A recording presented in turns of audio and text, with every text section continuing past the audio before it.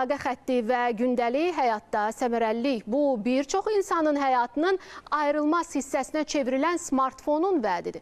Lakin çox vaxt bu stres deməkdir. Səbəbi isə mesajlara cavab vermək qabiliyyətinin artmasıdır. Sizi dostlarınız və həmkarlarınıza daim əlaqədə saxlayır axı. Artıq buna qarşı əks hərəkat yaranır. Onlayn mövcudluqdan qopmaq istəyi. Telefondan qaçış təkliflərinin sayı getdikcə artır.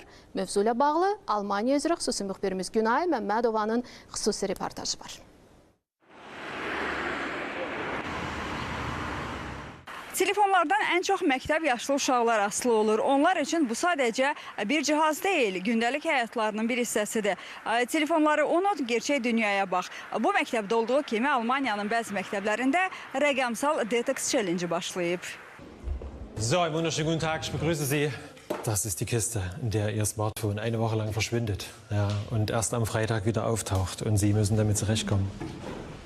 Dresdendəki Peşə Gimnaziyasının 12-ci sinif şagirdləri tarix müəllimi Sebastian Messer'in rəhbərliyi ilə telefondan imtina təcrübəsində iştirak edirlər. Onlar qarşıdakı həftəyə qarışıq hisslərlə başlayırlar.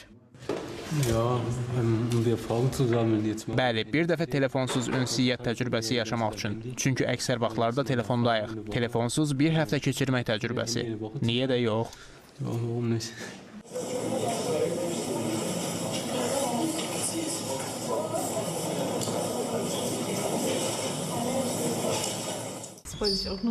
Bu mənim üçün biraz qeyri-adi olacaq. Digər dostlarımla əlaqə saxlaya bilmirəm. Düşünürəm ki, darıxdırıcı olacaq.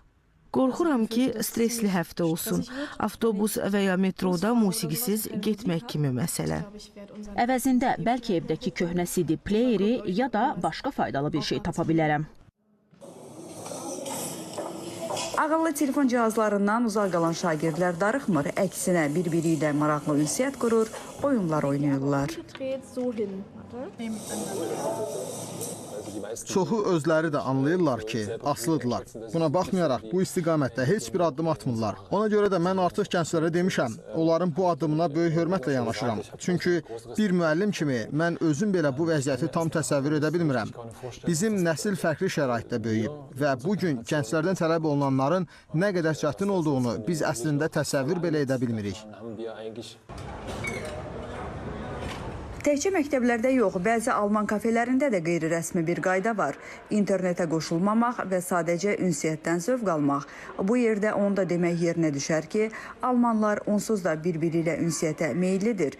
Kafe və restoranlarda telefonla şəkil və ya video çəkən Almana rast gəlməzsən. Almaniyada elə kafelər var ki, burada internet qadağandır. Bu insanları bir-biri ilə söhbət etməyə, sövq etmək üçündür. Bura gələn insanlar bir-biri ilə söhbət edir, kitab və yaxud qəzet oxuyurlar.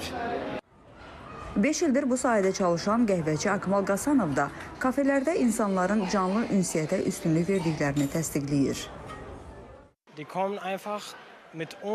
Almaniyada bəzi kafelərdə internet məhdudluğu əla ideyadır. İnsanlar burada bir-biri ilə ünsiyyət qurmağa üstünlük verirlər, telefonlarına bağlı olmağa yox. Bu, daha isti bir atmosfer yaratmağa kömək edir.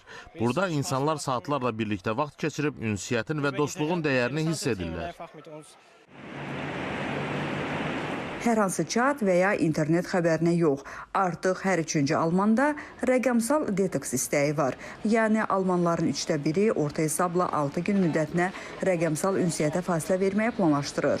Bu, 16 yaşdan yuxarı 1004 nəfər arasında Bitkom təşkilatının sifarişi ilə aparılmış nüfuzlu sorğunun nəticəsidir.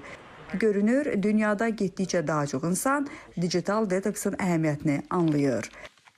Günay Məmmədova, Azərbaycan Televiziyasının Almaniya bürosu, Berlin.